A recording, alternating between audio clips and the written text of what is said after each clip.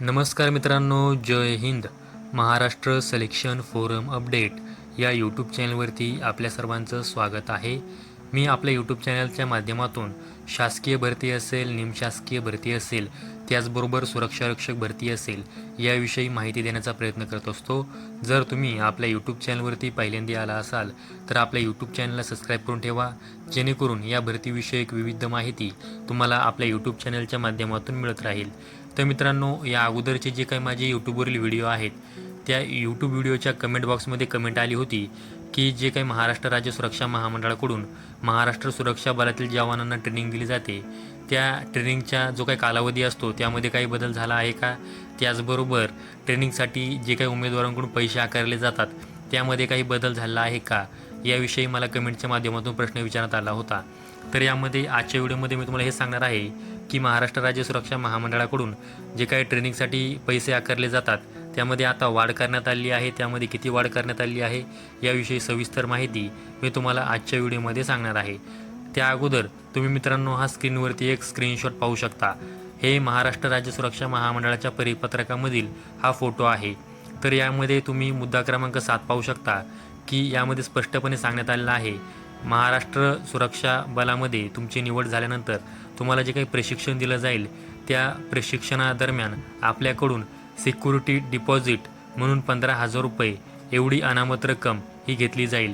त्यामधील 10,000 रुपये हे नॉन रिफंडेबल म्हणजे ते तुम्हाला वापस मिळणार नाहीत. त्याचबरोबर जे काही 5,000 रुपये आहेत ते रिफंडेबल म्हणजे तुम्हाला ते वापस मिळणार आहेत, असं देखील यामध्ये सांगण्यात आलेलं आहे. म्हणजे सुरुवातीच्या परिपत्रकानुसार तुमच्याकडून ट्रेनिंगसाठी हे 15,000 रुपये एवढी रक्कम ही घेतली जात होती, त्यामधील तुम्हाला 10,000 रुपये ही वापस मिळत नव्हती, तर 5,000 रुपये एवढी रक्कम तुम्हाला वापस मिळायची. तर यामध्ये सांगण्यात आलेलं आहे की उमेदवारांची नियुक्ती स्वीकारल्यानंतर जो काही महाराष्ट्र राज्य सुरक्षा महामंडळाकडून एक करार कालावधी आहे 11 महिन्यांचा, तो पूर्ण झाल्यानंतर तुम्हाला तुमचे 5,000 रुपये एवढी रक्कम हे तुम्हाला वापस देण्यात येईल, असं सांगण्यात आलेलं आहे. आता यामध्ये नवीन काय बदल झालेला आहे ते देखील मी तुम्हाला सांगणार आहे. तर तुम्ही स्क्रीनवरती महाराष्ट्र राज्य सुरक्षा महामंडळाचा हा कार्यालयीन आदेश पाहू शकता. हा 6 मे 2026 रोजीचा कार्यालयीन आदेश आहे.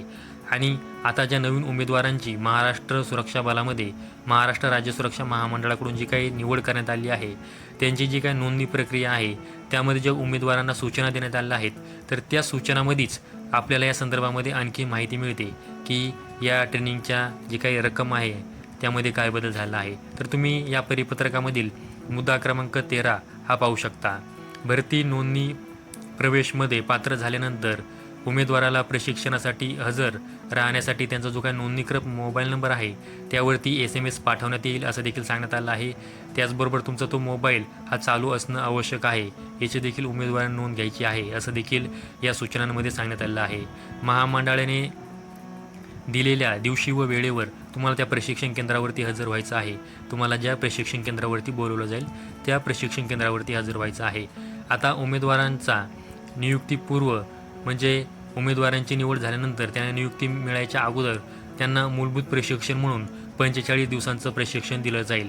म्हणजे सुरुवातीला देखील 45 दिवसांचंच प्रशिक्षण हे दिलं जात होतं आणि आता नवीन नियमानुसार देखील 45 दिवसांचंच प्रशिक्षण हे उमेदवाराला दिलं जात आहे.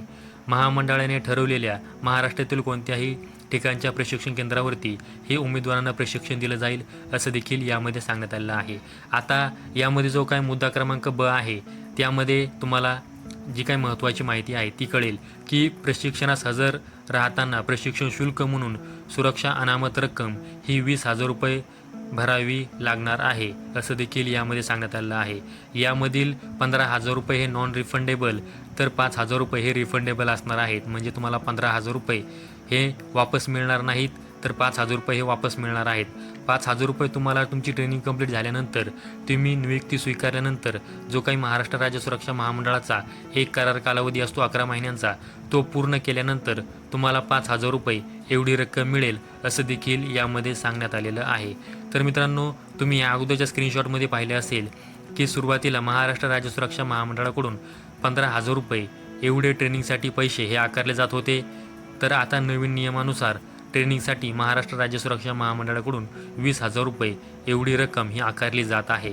मित्रांनो, ही एक महत्त्वाची माहिती तुम्हाला द्यायची होती की महाराष्ट्र राज्य सुरक्षा महामंडळाकडून जी काही नवीन नियमावली आहे त्यानुसार प्रशिक्षणासाठी 20,000 रुपये एवढी रक्कम ही नवीन नियमानुसार आकारली जात आहे. त्याचबरोबर जे काही ट्रेनिंगचा कालावधी आहे तो सुरुवातीला देखील 45 दिवसांचा होता व आता नवीन नियमावलीनुसार देखील तो कालावधी 45 दिवसांचाच आहे. म्हणजे कालावधीमध्ये कोणत्याही प्रकारचा बदल हा झालेला नाही. फक्त ट्रेनिंगसाठी हजर होताना जी काही रक्कम आकारली जात होती त्यामध्ये बदल झालेला आहे. आता बऱ्याच उमेदवारांचा प्रश्न असतो की उमेदवारांना ट्रेनिंग दरम्यान कोणत्याही प्रकारचं वेतन दिलं जातं का? तर मित्रांनो, महाराष्ट्र राज्य सुरक्षा महामंडळाकडून MSF ट्रेनिंग दरम्यान उमेदवारांना कोणत्याही प्रकारचे वेतन हे दिले जात नाही. तर मित्रांनो, ही एक महाराष्ट्र राज्य सुरक्षा महामंडळाच्या ट्रेनिंग संदर्भात महत्त्वाची माहिती द्यायची होती. त्यामुळे आजचा व्हिडिओ बनवलेला आहे. अशाच माहितीसाठी आपल्या यूट्यूब चॅनल सबस्क्राईब करून ठेवा. व्हिडिओ आवडल्यास व्हिडिओ लाईक करा. संपूर्ण व्हिडिओ पाहिल्याबद्दल सर्वांचे धन्यवाद.